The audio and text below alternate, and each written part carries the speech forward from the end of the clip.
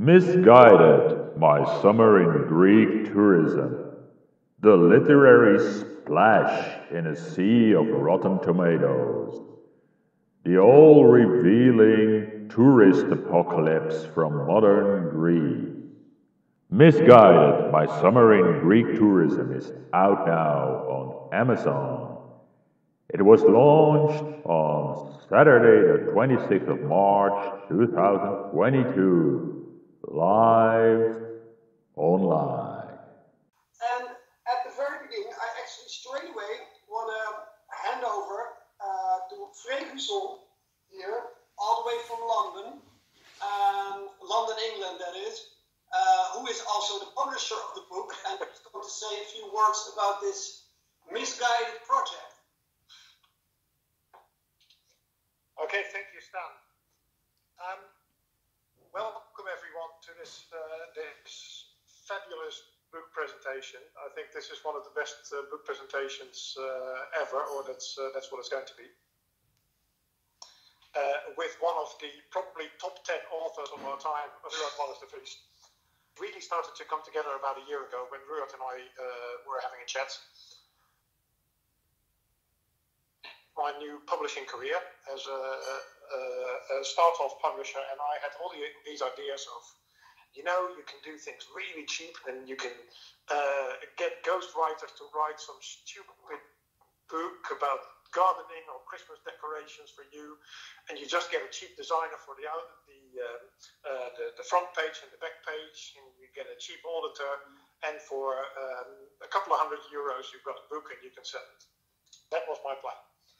Ruud immediately started to criticize me for this, bitterly, I can say, because, of course, there's something a bit sacred about books. You're not around with. There's something to spread ideas and thoughts and communicate. And in fact, books are one of the best tools we have in our toolkits as humans to communicate with each other. So, based on that, Ruud said, well, rather than doing your cheap Christmas decorations book and all that, I have a fantastic text which I wrote in the 1990s about my adventures as a tour guide in Greece. So we started talking, and I still thought, okay, this is going to be really easy. We're just going to, quickly spell check that text and put it out in the world, and bonjour. This text has been through the mill quite a few times. I think every time it did, it improved. So even though Ruud's writing, Ruud is an excellent writer, and I've known him for many years, and I've known that for many years. But to really get it into a publishable state, you need to spend a lot of work on it. So we have spent a lot of work on it. Ruud himself has spent a lot of work on it. Bente, has helped out with providing some excellent images for in the book. So we're really, really pleased that finally this book sees the light of day. If you look into it, you see the copyright is still in 2021, and clearly it took us a bit longer than we thought. But I want to wish you all the best in reading this book. I think towards the end of the session, I'll come back with a few tips of how you can purchase the book for yourself. But without further ado, I would like to hand over to Stan to get some more information out of Ruud about what's in this mysterious but fantastic book, Misguided. An eventful summer of dodgy travel agents, noisy hotels, demanding customers, undercover guiding by not-so-official tour guides, and coaches that were way too small or way too big. And it starts a little bit with me trying to find my way in Athens. I arrived with a bachelor in international relations, in a country where there were 0 jobs for young Dutch men with bachelors in international relations. So I'm going to read you a bit of that. I was wondering what on earth I was going to do there in Athens. Obviously, I was in love with a Greek woman. We lived together. She plays a role in the beginning. But the question I posed myself, what on earth am I going to do here? So here we go. I often went jogging on the green hills around the Acropolis. From there, the city looked like an endless tangle of concrete, which seemed to me to accurately reflect the complex structure of Greek society. Athenian friends with piles of diplomas complained about this system too. Apparently, it was a matter of knowing the right person in the right place. Enter Mr. Hans Zevenbergen, political attaché at the Dutch embassy in Athens. In his office, he kindly offered me Douwe Egbert's coffee with a verkade biscuit. Rather pompously, in retrospect, I set my thesis about Greece and the EU on his desk. As he hardly looked at it and did not say altogether much, I decided to ask him directly if it was true that some of the embassy staff were recruited locally.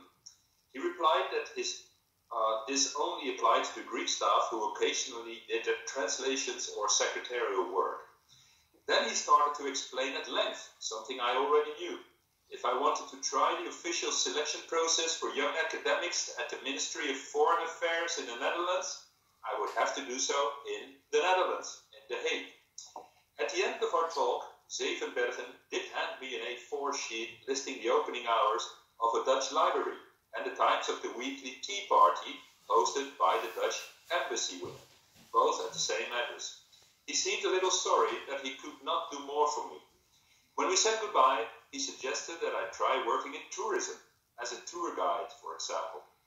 Quote, maybe not a bad move if you want to prepare yourself for our ministry's selection process. Playing tour guide? A slave to the tourist industry, an instrument in the hands of Greek tour operators and sleazy bus drivers, at the mercy of a bunch of grumpy tourists who would be bombarding me with the silliest of questions. Where's the post office? The pharmacy? Where are the toilets? I quietly laughed it off. Never. A few days later, on my way to the bank, in the hope that I still had some Dutch cash left, a big tour bus blocked my way at Sintagma Square. The doors opened, and before I knew it, I was in the middle of a group of elderly Dutch compatriots on holiday. A sharp Dutch voice rose from their midst. Dames en heren, deze kant op! Ladies and gentlemen, this way please. In 10 minutes, we will be at Taverna Roof Garden. The owner of the voice, a young woman with resolute blonde hair and a pronounced set of Dutch front teeth, held aloft a colorful umbrella, although it was clear it wasn't going to rain that day. She wore a spotless white blouse, a neat blue skirt that just about covered her knees, and a badge that said, Hallo, ik ben Irma. Yes, Irma was the genuine article, a 100% Dutch tour guide, and Irma's job was all the embassy had to recommend. As she and a group headed off towards Plaka, I checked my bank balance, a little over 200 guilders, which meant no Taverna Roof Garden for the foreseeable future, let alone money to go and see this country. In fact, it would only be a matter of days before I'd be totally dependent on my girlfriend's modest salary. Playing tour guide? Maybe not a bad move after all. But when you're talking about, let's say, the formal Holland and the informal Greece in which everything is possible, what I'm noticing when I read the book, yes, I read the book from start to finish, is the wheeling and dealing. Yes, there are rules, but the rules are not set in stone, so there's still some room for getting around it. Which is the wheeling and dealing, I know you a bit, is something that totally suits you. But that's so fascinating, exactly, because here in Holland, I often hit my head against walls, or even when I was younger. Yeah. Like, why can't it be like this? Why can't it be like that? In Greece, you just give it a try, and you see where the ship sinks. Yes. And often the ship stays afloat, and someone finds a creative way out. Okay. The title,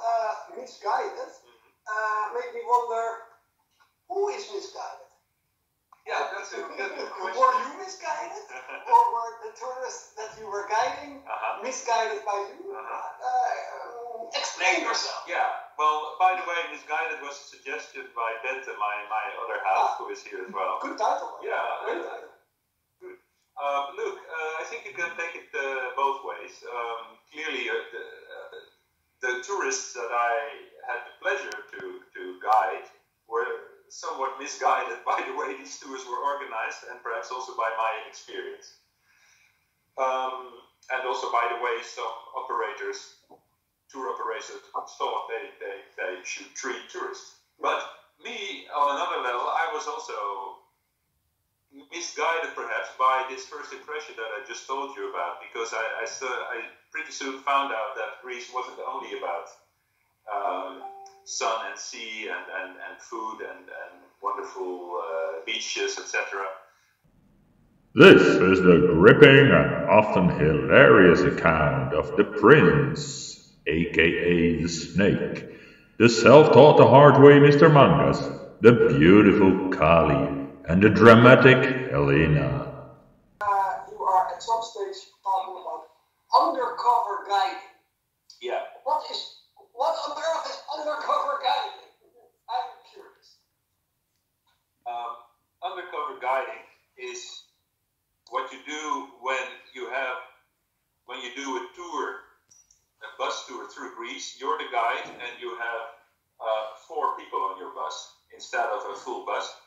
It's what you do when your boss, your Greek boss in Athens, tells you there's no money at all for this tour, and you will not have official guides on official sites. So I ended up with 4 people on ancient Corinth, which is an official archaeological site where people like me are not allowed to guide. Still, I had to guide. I had to do it because my boss told me to. He would fire me. In fact, he fired me twice or 3 times during this period. You will read all about it. And then I asked him, how am I going to do this? And he said, well, undercover guiding. I said, what is undercover guiding? He said, just never point, first of all, no pointing. Never look at the other people you're supposed to talk to. All look in the same direction and mumble a bit. Like, well, yeah, this is a 5th century Doric temple. Because you wrote that people could actually go to jail for this, right? Yeah, just before I did that, another Dutch guy, I think I make him Belgian in the book, sorry, Belgians. Another Dutch guy had gone to jail for this, for exactly the same thing. He wasn't undercover enough. No, and look, there is a reason for that. I mean,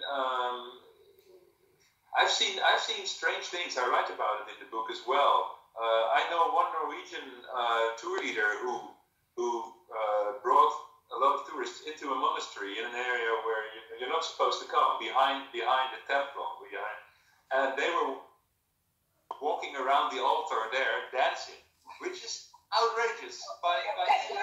You can't do that. Look at my mom; she finds it. So Jesus.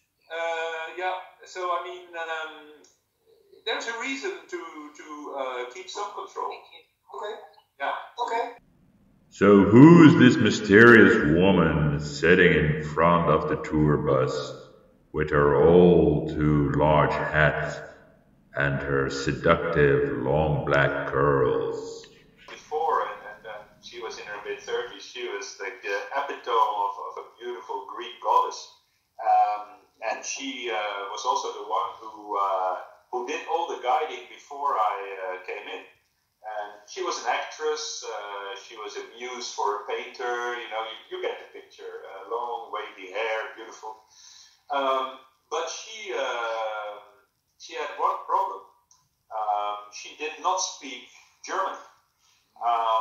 So when I came in, she showed me around. She was very touchy-feely with me, and I was like, oh my God, what is this? Your hormones were kicking in. Well, I mean, I was 24, and it was summer, and this is also what the book is about. I was getting to know this country.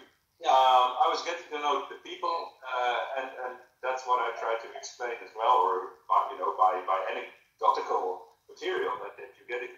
So Helena lost her job because of me, because the moment I took over all these tours in German, there was nothing to do for her anymore. So in the story about her, there you see a switch in that.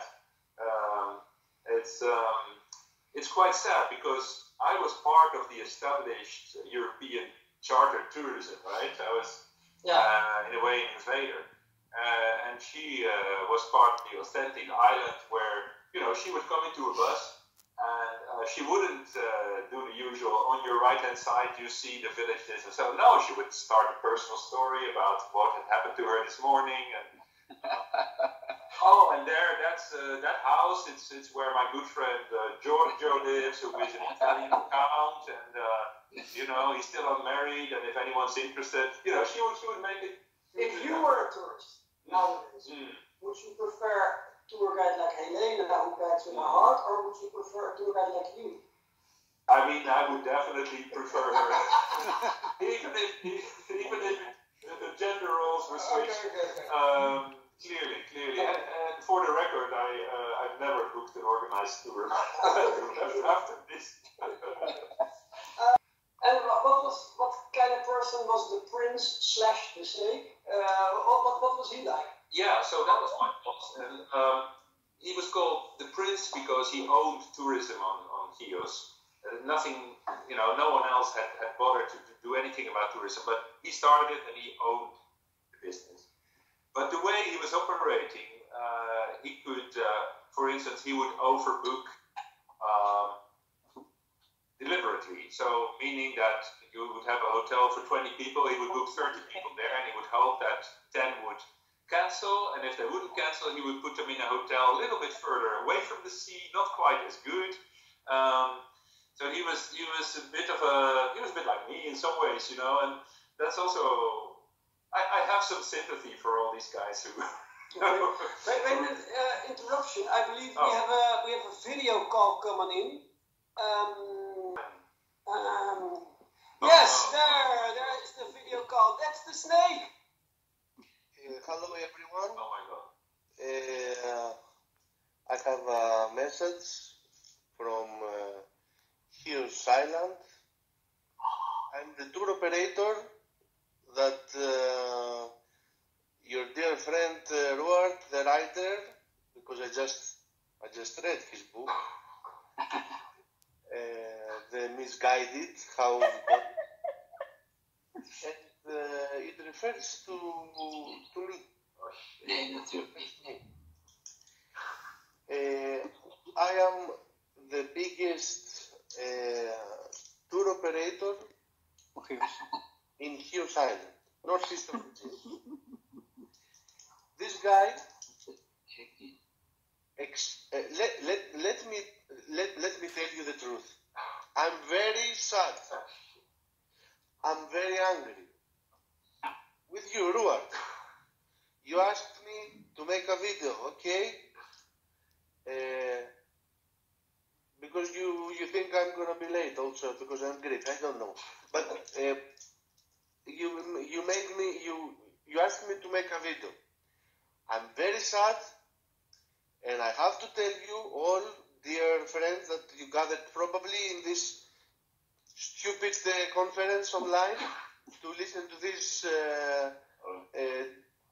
stupid word, the B's, the G's, that after a lot of weed probably he smoked, he wrote all this nonsense to this stupid book. Of course it's misguided. Of course it's another thing. Okay? I have to tell you, I'm very sorry, dear friend Ruart and old partner, that my lawyers have already, I'm not joking now, my lawyers have already started the procedure to ask to leave all the characterization for the Greek figure that is actually me. Okay? You refer to me, to your book, embarrassed because this is not me. Okay? We have other things. We don't have what you attend to your stupid book. Okay? So stop smoking the weed. Start making thoughts that you're gonna go to the Greek court and you're gonna be asked, and you better start writing the book from the beginning, from scratch, because my lawyers have started to ask you to erase all the comments for me and my family. Mr. Prince, bye. He hung up. Sorry, okay, you're in trouble. You're in. Is he live now or No, he hung up. Oh, okay. But you're in trouble. You need to call your lawyers here. Yeah. What are you gonna do now? I don't know if we should continue this interview. Yes, we are continuing. No problem. I'll be your lawyer. We're gonna get through this. We're gonna get through this. No problem. But we're this gonna man, head on. he had the ability to shut down big hotels if he wanted to. You know, he's no pussy. I mean. This unfortunate incident brought this book launch to an unhappy end. But don't you worry, reader.